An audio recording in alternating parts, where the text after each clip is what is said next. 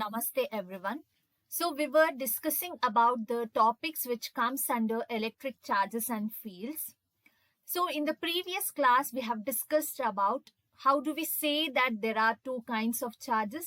We have carried out an experiment to demonstrate it such that we considered a glass rod which was rubbed with a silk and ebonite rod which was rubbed with fur. The glass rod gained a positive charge and the ebonite rod gained a negative charge. When glass rod and ebonite rod was brought near to each other, they attracted. ಅದಾದ್ಮೇಲೆ ಓದಿರೋ ಅಂತ concept ಆದ್ರೆ electric charge is the property of a material it self. So ಒಂದು matter ಅಲ್ಲಿ present ಆಗಿರುವಂತ ಒಂದು property, ಆ property ಏನ್ ಮಾಡುತ್ತೆ, ಎಲೆಕ್ಟ್ರಿಕಲ್ ಎಫೆಕ್ಟ್ಸ್ ನ ಪ್ರೊಡ್ಯೂಸ್ ಮಾಡಕ್ ಸ್ಟಾರ್ಟ್ ಮಾಡುತ್ತೆ. ಇಲ್ಲ ಅಂತ ಹೇಳಿದ್ರೆ ಎಲೆಕ್ಟ್ರಿಕಲ್ ಎಫೆಕ್ಟ್ಸ್ ನ ಲಿಂಕ್ ಆಗಿರುವಂತ other related effects such that the magnetic effects can also be produce because of this electric charge. And the next important concept is how do we charge a body, methods of charging a body. So methods of charging a body anta bandid takshana idu 1 mark ge tumba important. So you can charge a body by 3 methods such that charging by friction, charging by conduction and charging by induction. One by one moorunu ಓದ್ತಾ ಹೋಗೋಣ. So the very first method of charging a body is charging by friction. So already ನಾವು friction ಅನ್ನೋ concept ನ the very first year ಅಲ್ಲಿ ಓದಿದೀವಿ. So what do you say about friction ಅಂತ ಹೇಳಿದ ತಕ್ಷಣ, so two bodies has to be in contact with each other. So ಅಲ್ಲಿ ಒಂದು contact force develop ಆಗುತ್ತೆ. ಹಾಗೆ due to the relative motion ಒಂದು opposite force create ಆಗೋದನ್ನ we call it as a friction. So ಇಲ್ಲಿ ಬಂದಾಗ ಚಾರ್ಜಿಂಗ್ ಬೈ ಫ್ರಿಕ್ಷನ್ ಅಂತ ಹೇಳಿದಾಗ, so it is the process of charging a body. So ಒಂದು process of charging a body ಇದು.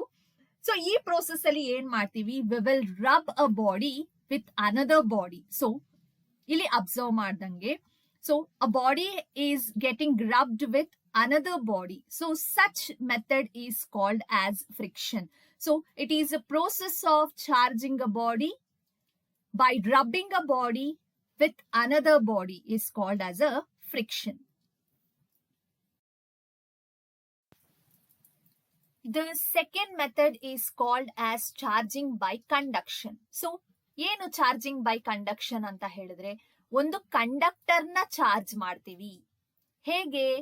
by placing another charged body. So what do you mean by a charged body? So the very first class ಅಲ್ಲಿ ಓದಿದೀವಿ, ಏನು charge body ಅಂತ ಹೇಳಿದ್ರೆ, ಆ ಬಾಡಿಲಿ more number of electrons ಇದ್ರೂನು ಅದನ್ನ ಚಾರ್ಜ್ಡ್ ಬಾಡಿ ಅಂತೀವಿ. ಇಲ್ಲ ಲೆಸ್ ನಂಬರ್ ಆಫ್ ಎಲೆಕ್ಟ್ರಾನ್ಸ್ ಇದ್ರೂನು ಅದನ್ನ ಚಾರ್ಜ್ಡ್ ಬಾಡಿ ಅಂತೀವಿ. ಮೋರ್ ನಂಬರ್ ಆಫ್ ಎಲೆಕ್ಟ್ರಾನ್ಸ್ ಇದ್ರೆ it is called as a negatively charged body. Less number of electrons ಇದ್ರೆ it is called as a positively charged body. So conductor is getting charged. ಹೇಗೆ charge ಮಾಡ್ತೀವಿ conductor ನ ಅಂದ್ರೆ, by placing another charged body in contact with it. So ಒಂದು conductor ನ first consider ಮಾಡ್ತೀವಿ.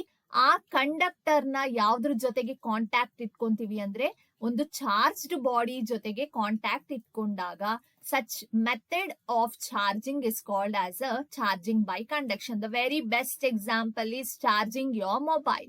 So mobile ಅನ್ನೋದು ಒಂದು ಕಂಡಕ್ಟರ್. ಆ ಕಂಡಕ್ಟರ್ ನ ಹೆಂಗೆ ಚಾರ್ಜ್ ಮಾಡ್ತೀರಾ? ವೈರ್ ಮುಖಾಂತರ ಇನ್ನೊಂದು ಪ್ಲಗ್ ಪಾಯಿಂಟ್, ಸೊ ಇನ್ನೊಂದು ಕಂಡಕ್ಟರ್, ಇನ್ನೊಂದು ಚಾರ್ಜ್ಡ್ ಬಾಡಿಗೆ ಕಾಂಟ್ಯಾಕ್ಟ್ ಇಡ್ತೀರಾ. ಸೊ ಹಾಗಿದ್ದಾಗ such process is called as a charging by conduction. So you have a negative charged rod here.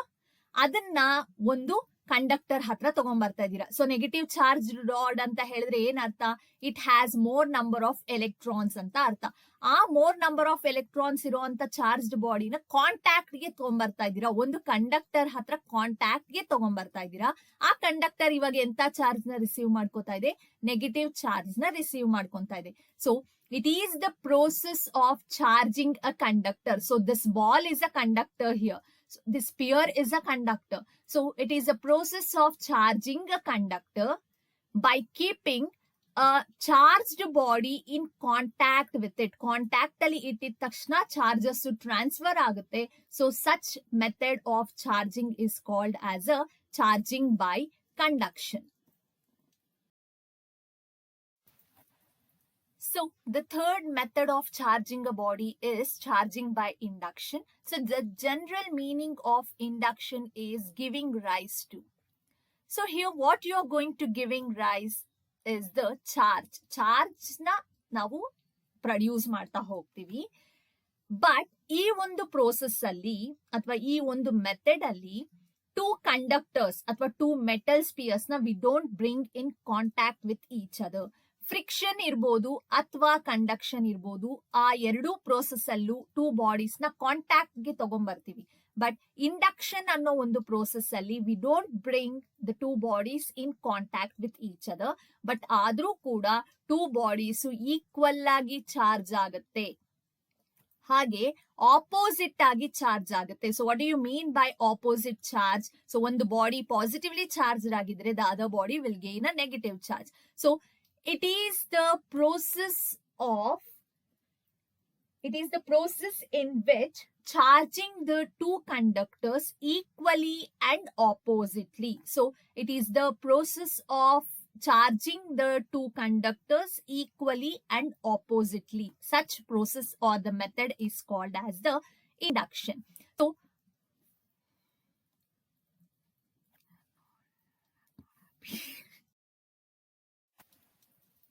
So the third method of charging a body is charging by induction. So induction ಅನ್ನೋದನ್ನ general meaning ನೋಡ್ತಾ ಹೋದ್ರೆ it is called as giving rise to. So what you are giving rise here ಅಂತ ಹೇಳಿದ್ರೆ the charges will get raised up here. So it is the method in which the two bodies will not come in contact with each other. So conduction ಇರ್ಬೋದು, friction ಇರ್ಬೋದು, ಅಲ್ಲಿ ಎರಡೂ bodies contact ಗೆ ತಗೊಂಬಂದು ನಾವು charge ನ ಮಾಡ್ತೀವಿ. Induction ಅನ್ನೋ ಪ್ರೋಸೆಸ್ ಅಲ್ಲಿ we don't bring two bodies in contact with each other. ಆದ್ರೂ ಕೂಡ ಇಲ್ಲಿ ಟೂ ಕಂಡಕ್ಟರ್ಸ್ ಈಕ್ವಲ್ ಆಗಿ ಚಾರ್ಜ್ ಆಗುತ್ತೆ, ಹಾಗೆ ಆಪೋಸಿಟ್ ಆಗಿ ಚಾರ್ಜ್ ಆಗುತ್ತೆ. Such process is called as the induction. It is the process of charging the two conductors equally and oppositely. Such method is called as a charging by induction. So ಇಲ್ಲಿ observe ಮಾಡ್ತಿದ್ರೆ ಒಂದು negatively charged conductor ನ ಹತ್ರ ತಗೊಂಡ್ಬರ್ತಾ ಇದೀವಿ ಅಷ್ಟೇ, contact ಗೆ ತಗೊಂಡ್ಬರ್ತಿಲ್ಲ, near ಗೆ ತಗೊಂಡ್ಬರ್ತಾ ಇದೀವಿ. ಸೊ ನೆಗೆಟಿವ್ಲಿ ಚಾರ್ಜ್ಡ್ ಕಂಡಕ್ಟರ್ ಅಂದ್ರೆ it has more number of electrons in it. So ತಗೊಂಬಂದಾಗ ಏನಾಗುತ್ತೆ, obviously negative charge which is present in this sphere, ಈ ಸ್ಪಿಯರ್ ಒಳಗಡೆ ಪ್ರೆಸೆಂಟ್ ಆಗಿರುವಂತ ನೆಗೆಟಿವ್ ಚಾರ್ಜ್ ರಿಪೆಲ್ ಆಗಿ ದೂರ ಹೋಗುತ್ತೆ. ಯಾಕೆಂದ್ರೆ ಇಲ್ಲಿ ಪ್ರೆಸೆಂಟ್ ಇರೋದು, ರಾಡ್ ಅಲ್ಲೂ ಪ್ರೆಸೆಂಟ್ ಇರೋದು ನೆಗೆಟಿವ್ ಚಾರ್ಜ್, ಹಾಗೆ ಸ್ಪಿಯರ್ ಅಲ್ಲಿ ಪ್ರೆಸೆಂಟ್ ಇರುವಂತ ನೆಗೆಟಿವ್ ಚಾರ್ಜ್ ರಿಪೆಲ್ ಆಗುತ್ತೆ. They are like charges, repel ಆಗಿ ದೂರ ಹೋಗುತ್ತೆ. ದೂರ ಹೋದಾಗ ಉಳಿಯೋದು ಯಾವುದು? ಪಾಸಿಟಿವ್ ಚಾರ್ಜ್ ಮಾತ್ರ ಉಳಿಯುತ್ತೆ. So thereby rod negative charge ಆಗಿದೆ, ಸ್ಪಿಯರ್ ಎಂತ ಚಾರ್ಜ್ ಆಗುತ್ತೆ? ಪಾಸಿಟಿವ್ ಚಾರ್ಜ್ ಆಗುತ್ತೆ. So the two conductors gets equally charged but opposite charges ನ ಅಕ್ಯುಮುಲೇಟ್ ಅಥವಾ ಗಿವ್ ರೈಸ್ ಮಾಡ್ಕೊಳುತ್ತೆ. So we shall conduct an experiment to understand about induction. So the very first point of this experiment is consider two metal spheres. So ಎರಡು metal spheres ನ consider ಮಾಡಿದೀನಿ, A and B, and they are placed on a insulating stand. So this is a insulating stand. So the very first point is consider two metal spheres A and B placed on insulating stand and are kept in contact with each other. Contact alli ittidivi. So this is the very first point. So in the second point, we will bring a positively charged plastic rod near to the metal A, that is sphere A hatra ತಗೊಂಡ್ಬರ್ತಾ ಇದೀವಿ. Contact ಗೆ ತಗೊಂಡ್ಬರ್ತಿಲ್ಲ, it is just brought near to the metal A. So ಏನಾಗುತ್ತೆ? So ಇವಾಗವರೆಗೂ ಹೇಳೋದಾದ್ರೆ, when a positively charged plastic rod is brought near to the sphere A, ಏನಾಗುತ್ತೆ ಅಂತ ಹೇಳಿದ್ರೆ ಇಲ್ಲಿ the free electrons will move towards the plastic rod. Free electrons andre the negative charge will move towards the plastic rod. So negative charge ಯಾವಾಗ move ಆಗಕ್ಕೆ start ಆಗುತ್ತೆ, so positive charge ಎಲ್ಲ repel ಆಗಿ ದೂರ ಹೋಗುತ್ತೆ.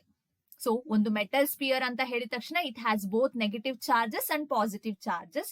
ಸೊ ನೆಗೆಟಿವ್ ಚಾರ್ಜಸ್ ಏನಾಗಬೇಕು, positive plastic rod ಜೊತೆಗೆ attractive force ಇಂದ ಹತ್ರ ಬರೋದಕ್ಕೆ ಸ್ಟಾರ್ಟ್ ಆಗುತ್ತೆ. So it comes near to the plastic rod. Whereas ಇದರಲ್ಲಿ ಪ್ರೆಸೆಂಟ್ ಆಗಿರುವಂತ ಪಾಸಿಟಿವ್ ಚಾರ್ಜ್ ರಿಪೆಲ್ ಆಗಿ ದೂರ ಹೋಗುತ್ತೆ. Same thing happens with the sphere B also. So ಇಲ್ಲಿ ಪಾಸಿಟಿವ್ ಚಾರ್ಜ್ ಆಗಿರೋದ್ರಿಂದ due to attractive force metal ಬಿಗೂ ಕೂಡ ಅಲ್ಲಿ ಎಂತ ಚಾರ್ಜಸ್ ಅಕ್ಯುಮುಲೇಟ್ ಆಗಬೇಕು, ನೆಗೆಟಿವ್ ಚಾರ್ಜಸ್ ಅಕ್ಯುಮುಲೇಟ್ ಆಗಬೇಕು. ಸೊ ಯಾವಾಗ ಇಲ್ಲಿ ನೆಗೆಟಿವ್ ಚಾರ್ಜಸ್ ಅಕ್ಯುಮುಲೇಟ್ ಆಗುತ್ತೆ, ಪಾಸಿಟಿವ್ ಚಾರ್ಜಸ್ ಎಲ್ಲ ದೂರ ಹೋಗುತ್ತೆ. So the positive charges will accumulate here. So statement ಪ್ರಕಾರ when a positively charged plastic rod is brought near to the sphere A, the free electrons will move towards the plastic rod due to attractive force, whereas the positively charged particles will move away from the plastic rod, dura hogutte, due to the repulsive force. When a positively charged plastic rod is brought near to the sphere A, the free electrons will move towards the plastic rod due to the attractive force, whereas the positive charges will move away from a plastic rod due to the repulsive force. So, according to the third point, if the metal spheres A and B are separated by a small distance, both the spheres will gain opposite charges. So, ಇಲ್ಲಿ first 2 cases ಅಲ್ಲಿ ಏನ್ ಮಾಡಿದ್ದೆ, metal spheres ನ contact ಅಲ್ಲಿ ಇಟ್ಟಿದ್ದೆ. But third case ಅಲ್ಲಿ metal spheres ನ ಸ್ವಲ್ಪ ಸೆಪರೇಟ್ ಮಾಡಿದಾಗ ಏನಾಗ್ತಿದೆ ಅಂತ ಹೇಳಿದ್ರೆ, 2 spears will get opposite charges. So metal A negative charge ಆಗಿದೆ, ಮೆಟಲ್ ಬಿ ಪಾಸಿಟಿವ್ ಚಾರ್ಜ್ ಆಗಿದೆ. ಸೊ ಇಲ್ಲಿ ಒಂದು ಕ್ವಶನ್ ಅರೈಸ್ ಆಗ್ಬೋದು. ಸೊ ಇಲ್ಲಿ ಎಂತ ಚಾರ್ಜ್ ಪ್ರೆಸೆಂಟ್ ಇತ್ತು, ಪಾಸಿಟಿವ್ ಚಾರ್ಜ್ ಪ್ರೆಸೆಂಟ್ ಇತ್ತು. ಹಾಗೆ ಇಲ್ಲಿ ಎಂತ ಚಾರ್ಜ್ ಪ್ರೆಸೆಂಟ್ ಇತ್ತು ಪ್ರೀವಿಯಸ್ ಸ್ಟೆಪ್ ಅಲ್ಲಿ, ನೆಗೆಟಿವ್. ಈ ಚಾರ್ಜಸ್ ಎಲ್ಲಿಗೆ ಹೋಯ್ತು ಅನ್ನೋ ಒಂದು ಕ್ವಶನ್ ಅರೈಸ್ ಆಗ್ಬೋದು. ಸೊ ಈ ಚಾರ್ಜಸ್ ಎಲ್ಲಿ ಹೋಯ್ತು ಅಂದ್ರೆ ದೇ ನ್ಯೂಟ್ರಲೈಸ್ಡ್ ಅಂತ ಹೇಳಿದ ತಕ್ಷಣ ಒಂದು ಪಾಸಿಟಿವ್ ಹಾಗೆ ಒಂದು ನೆಗೆಟಿವ್ ಚಾರ್ಜ್ ಇದ್ದಾಗ ದೇ ಗೆಟ್ ನ್ಯೂಟ್ರಲೈಸ್ಡ್. ಸೊ ಇಲ್ಲಿ ಯಾವ ತರ ಪಾಯಿಂಟ್ ಬರೀತೀರಾ ಅಂತ ಹೇಳಿದ್ರೆ, if the metal spears A and B R separated by a small distance in presence of plastic rod ನ ನಾವು ತೆಗ್ದಿಲ್ಲ, ಅಲ್ಲೇ ಇದೆ. If the metal spheres are separated by a small distance in presence of plastic rod, both the spheres will get opposite charges. That is, A sphere enta charge padkonutte, negative charge. B spheres will get the positive charge. The middle charge in present ide, they get neutralized. So, according to the third point, now the plastic rod has been removed. So ಇಲ್ಲಿ positive charge plastic rod ಏನ್ present ಆಗಿತ್ತು ಅದನ್ನ remove ಮಾಡಿದಾಗ ಏನಾಯ್ತು, metal spear ಅಲ್ಲಿ ಇದ್ದಿದ್ದಂತ negative charge rearrange ಆಯ್ತು. Next the same way positive charge ಎಲ್ಲಿ present ಇತ್ತು, ಮೆಟಲ್ ಸ್ಪಿಯರ್ ಬಿ ಮೇಲೆ ಪ್ರೆಸೆಂಟ್ ಆಗಿರೋದು ರೀಅರೇಂಜ್ ಆಯ್ತು. So for the fourth point, if the rod is removed, the charges on the sphere gets rearranged. ಏನಕ್ಕೆ rearrange ಆಗುತ್ತೆ ಅಂದ್ರೆ, it is quite common, that is negative charge ಯಾವತ್ತೂ positive charge ಜೊತೆ attract ಆಗೋದ್ರಿಂದ they are brought near to each other. So if the rod is removed, the charges on the sphere gets rearranged. So for the fifth point, metal spears distance ನ increase ಮಾಡ್ಕೊಂಡಾಗ ಏನಾಗ್ತಿದೆ ಅಂತ ಹೇಳಿದ್ರೆ, charges a sphere ಮೇಲೆ ಎಂತ charge ಇತ್ತು, negative charge ಇತ್ತು.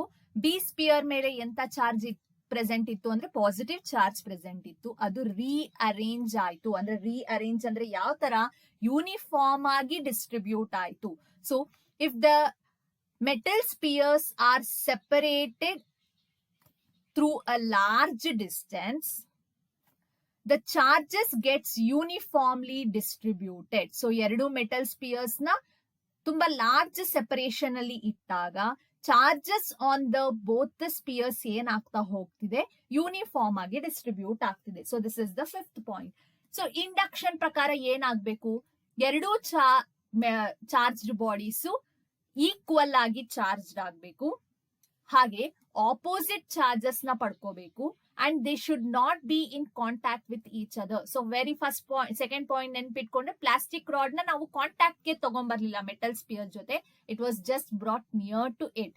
So induction is a process of charging the two metal spheres equally and oppositely. So such method of charging a body is called as a induction. So ನಿಮ್ಮ homework ಏನು ಅಂತ ಹೇಳಿದ್ರೆ, ನಾನು positive charged plastic rod ನ ಹತ್ರ ತಗೊಂಡ್ಬಂದಿದ್ದೆ.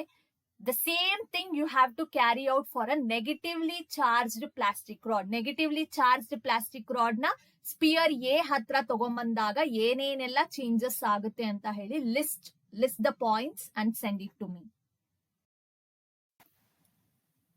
So the next concept is about conductors and insulators.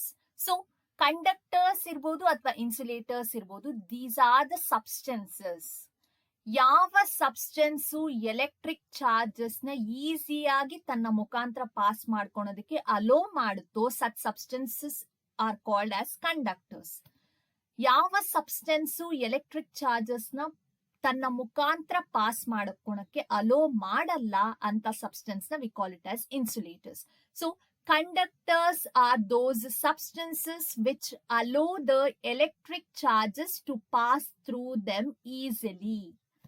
Insulators are those substances which will not allow the electric charges to pass through them. So conductors ಅನ್ನೋದು electric charges ನ pass ಮಾಡ್ಕೊಳಕ್ಕೆ allow ಮಾಡುತ್ತೆ. Insulators ಅನ್ನೋದು it will not allow the electric charges to pass through them.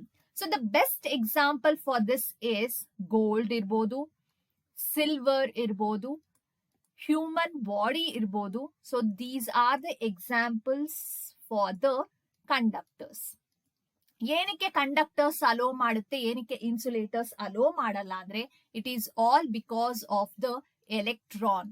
ಅದರಲ್ಲೂ specify ಮಾಡಿ ಹೇಳೋದಾದ್ರೆ, they are called as free electrons which is present inside the conductors. Whereas insulators ಅಲ್ಲಿ there is no presence of free electrons. So ಹಾಗಾಗಿ ಅದು allow ಮಾಡಲ್ಲ. Conductors ಅಲ್ಲಿ more number of free electrons ಇರುತ್ತೆ, ಹಾಗಾಗಿ ಅದು ಅಲೋ ಮಾಡುತ್ತೆ. And the best example for insulator ಅಂತ ಹೇಳಿದ್ರೆ ಗ್ಲಾಸ್ ಇರ್ಬೋದು, ಪ್ಲಾಸ್ಟಿಕ್ ಇರ್ಬೋದು, ಅಥವಾ ವುಡ್ ಇರ್ಬೋದು. So conductors are those substances which will allow the electric charges to pass through them easily. Insulators are those substances which will not allow the electric charges to pass through them.